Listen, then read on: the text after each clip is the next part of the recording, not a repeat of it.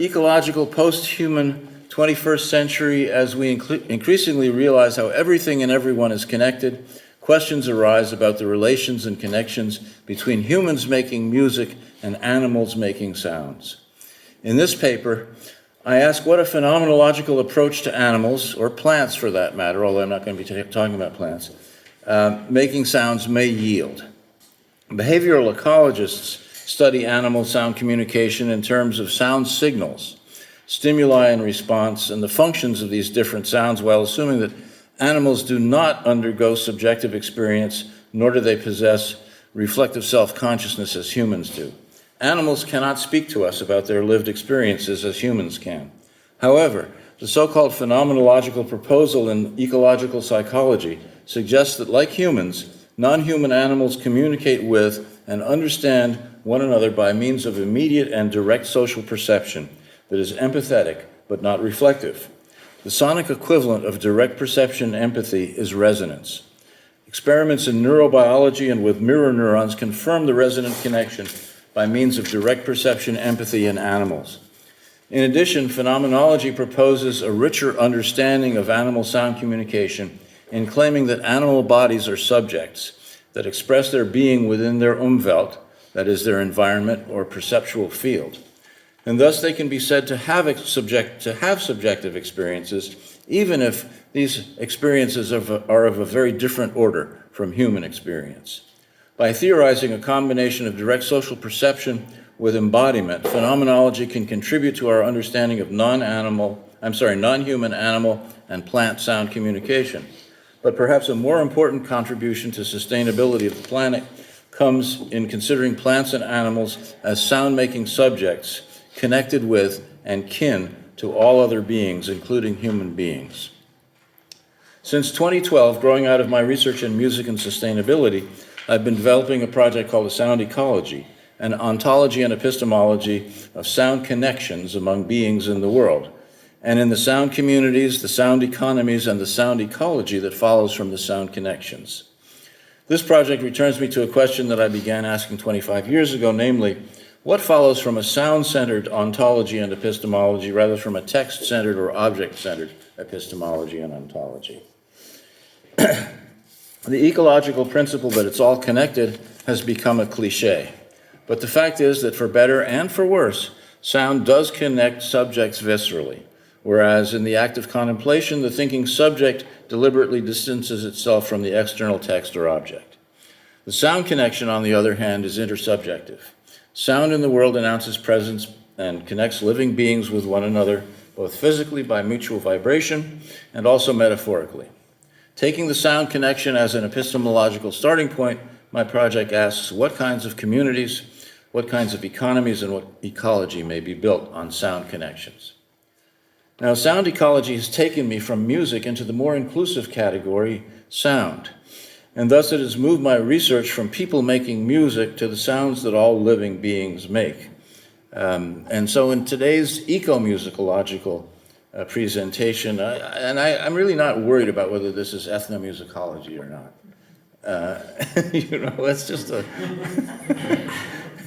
Okay.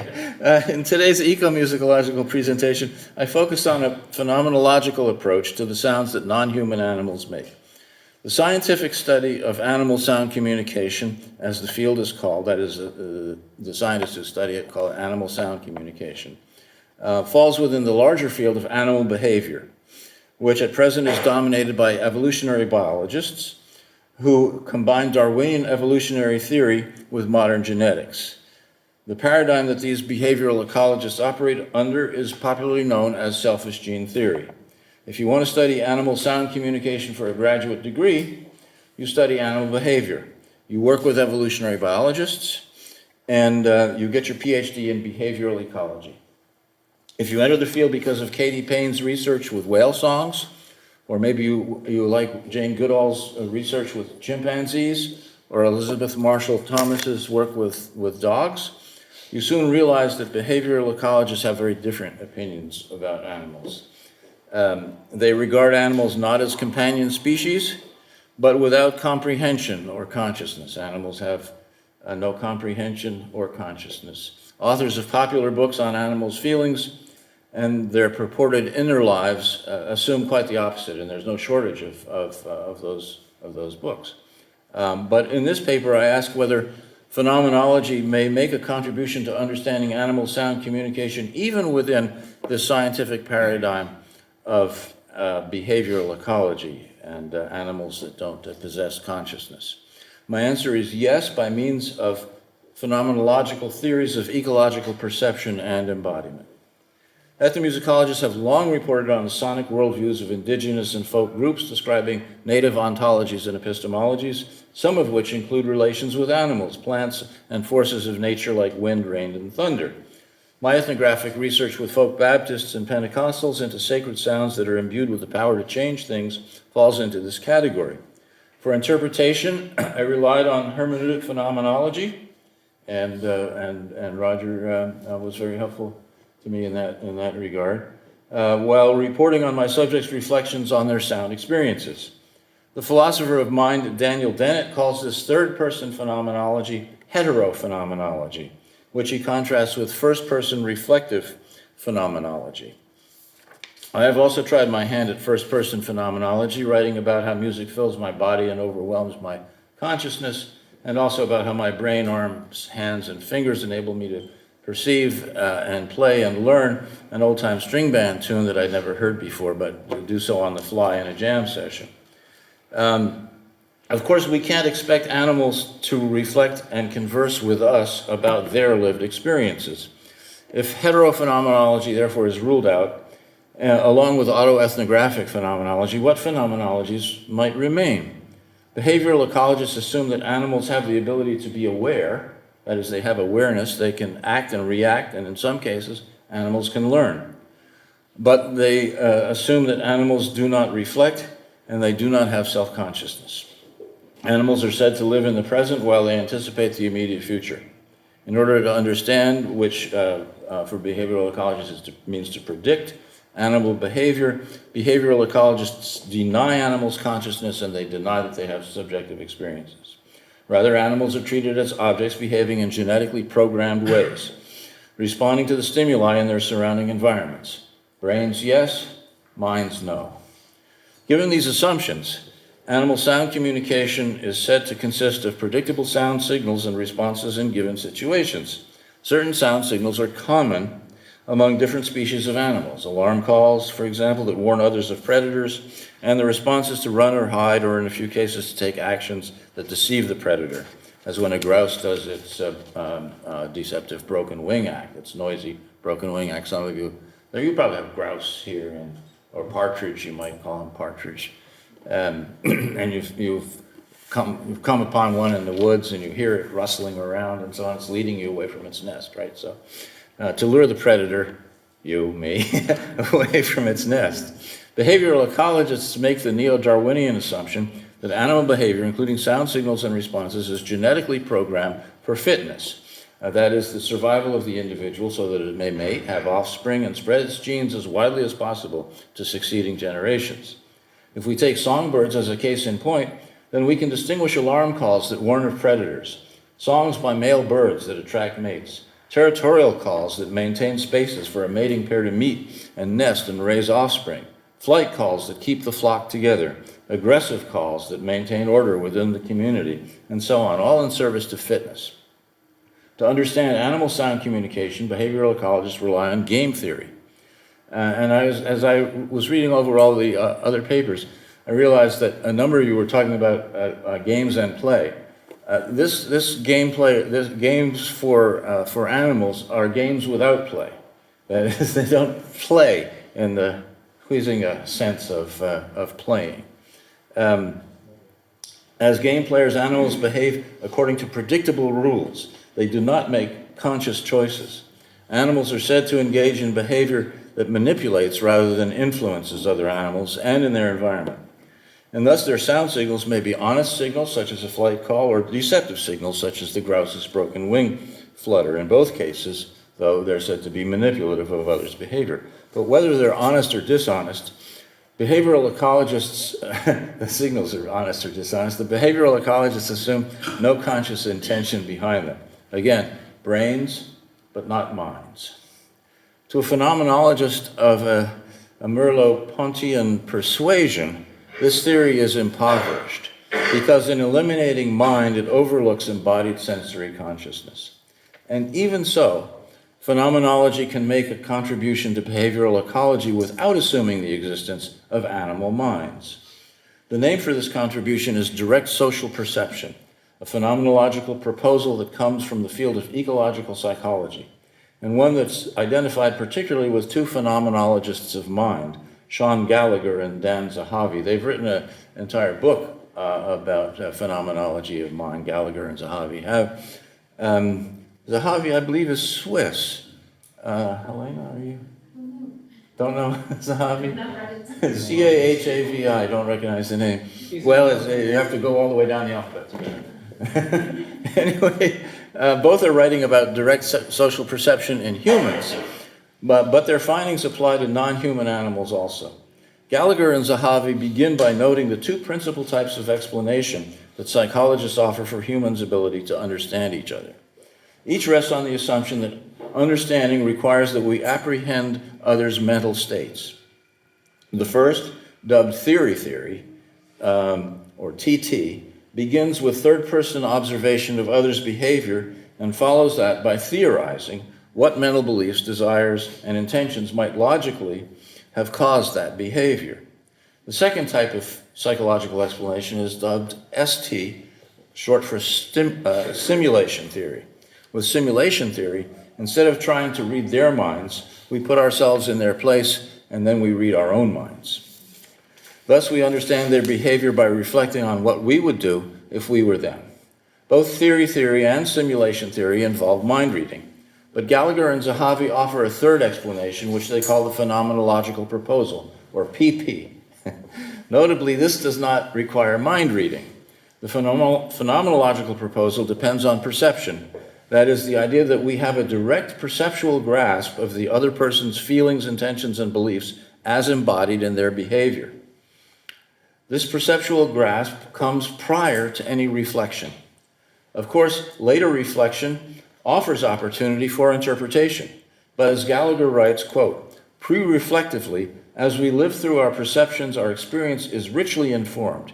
It's a richly informed direct grasp of whatever is presented, unquote. In other words, direct social perception enables us to predict another's behavior without reflection, without mind reading, and without our imagining ourselves to be the other. In fact, that's how much of our social behavior goes along in daily life, reactive without reflection. Most people seldom have or take the time to puzzle over others' mental states while we're interacting with what they say and do. This comes later, the reflection comes later, if at all. Psychologists Tom Froese and David Levins extend direct social perception to animals, noting that comparative psychology of humans and other primates, quote, continues to be premised on the doctrine that humans and non-human primates only perceive others' physical surface behavior, while mental states are perpetually inaccessible. However, a growing consensus in social cognition research accepts the direct perception hypothesis. Primarily, we see what others aim to do. We do not infer it from their motions, unquote. Considering animal sound communication, substitute hearing, listening for seeing. Animals hear what others aim to do. They do not infer it from others' mental states, but respond instead to their embodied sound signals. Behavioral ecologists, it will be seen, approach animal sound communication in the same way. A goldfinch responds to a flight call by direct perception, aware of the sounds in other birds' location. A young white-tailed deer, Helena is going to talk to us about deer. A young white-tailed deer embodies its immediate response to its mother's alarm snort by straightening up, head erect and unmoving its senses on the alert for danger.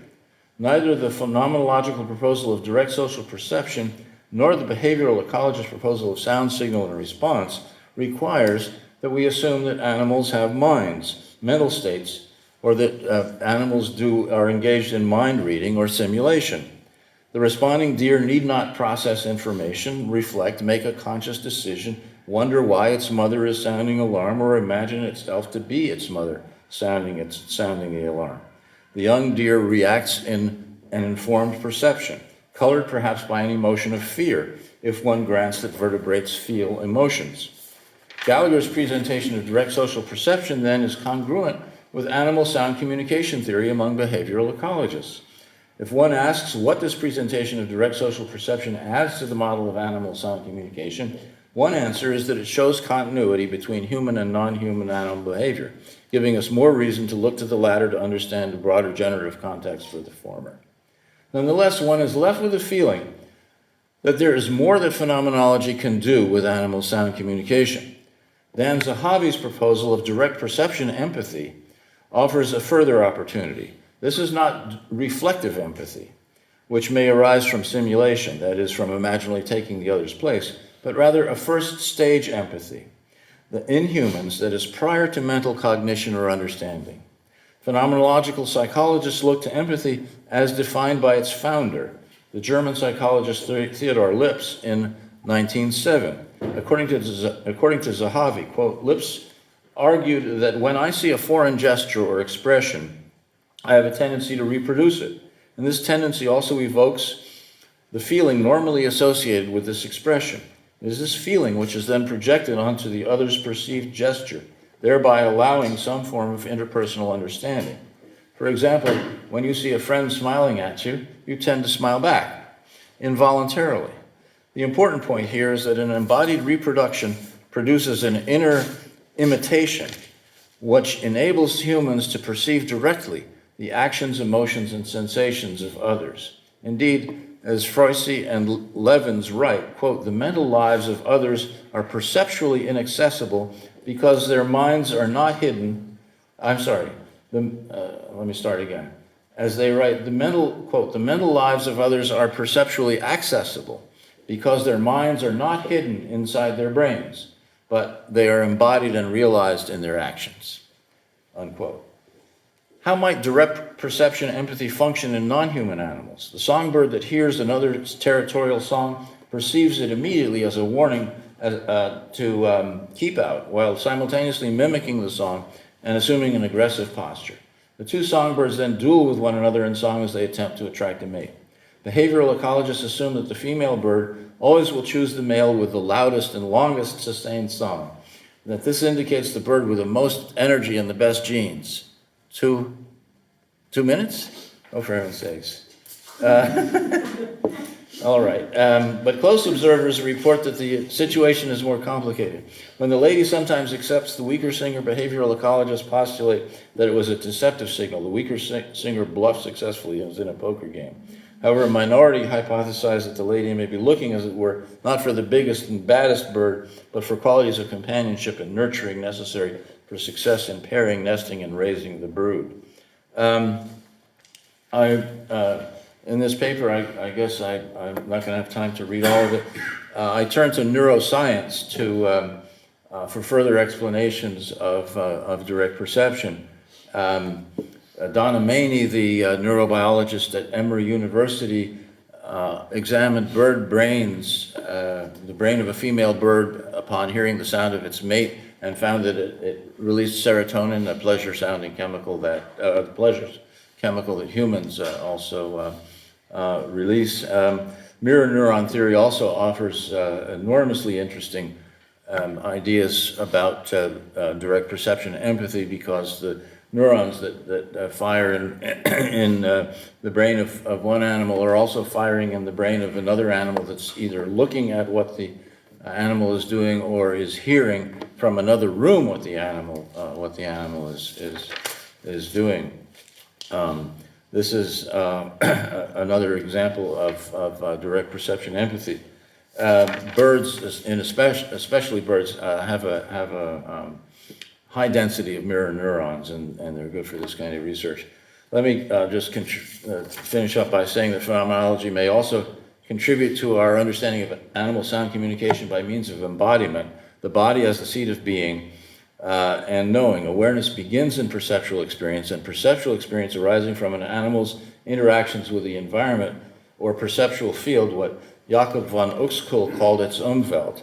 I think that Uexküll's writings underlie a lot of Merleau-Ponty's writings. If you If you haven't read Uxkol and you're a fan of Merleau-Ponty, I suggest you do so. Differs for each being according to its circumstances. Also in this insight, Uxkol anticipated by 40 years James J. Gibson's idea of affordances, which became the basis of ecological psychology. Uxkol believed, furthermore, that every being is a subject that lives in the center of its own world and intersects with that world, in a sense co-creating that world. Uxkol wrote that animals co-constitute meaning in their interactions with others. Embodiment, in other words, is always generating meaning, which for Merleau-Ponty is consciousness because it's embodied in the animal subject. Following Merleau-Ponty, animals are subjects by virtue of embodied perception, which generates meaning. This body includes the brain and its cognitive processes and so on. And if animals are subjects, then they must have subjective experiences, even if those subjective experiences are inaccessible to human beings. They have them, but in their own terms, as it were. And parenthetically, I would note that the fiction which is written about humans turning into animals is always done from a human point of view. If you remember reading Metamorphosis by Kafka, or maybe you saw that science fiction movie, The Fly, it's always the human encased in the body of the animal, but it's the human consciousness. What we want to know is what it is to be a fly from a fly's point of view. But how is that accessible to us is the question, if it is at all. Anyway, here's my last paragraph. Thank you. If we grant that animals are subjects, not objects, we at last put phenomenology on an experiential path toward understanding animal sound communication. First, granting that animals are subjects enriches the possibilities for understanding animal sound communication on an evolutionary spectrum, from bean and corn plants whose roots echo in the ground to the trees whose sonic communication Peter Volhaben wrote about, through stridulating insects and singing birds and dolphins and whales, and then humans. It contrasts with the poverty of the behavioral ecologist reductionist model of animals as uncomprehending beings emitting and responding to signals that manipulate behavior. And second, it strongly affirms the ecological principle that all beings are connected intersubjectively by means of sound. The sound connection is a direct physical, visceral link among subjects. Sound experience thus becomes the basis for an ecological epistemology of connection and kinship, a community in which all beings are related. This is the relational ontology and epistemology that many of you were talking about yesterday. A community in which all beings are related. An economy in which exchanges are governed by intersubjective relations, not by contracts. And an ecology in which all beings are interdependent. Thank you all very much.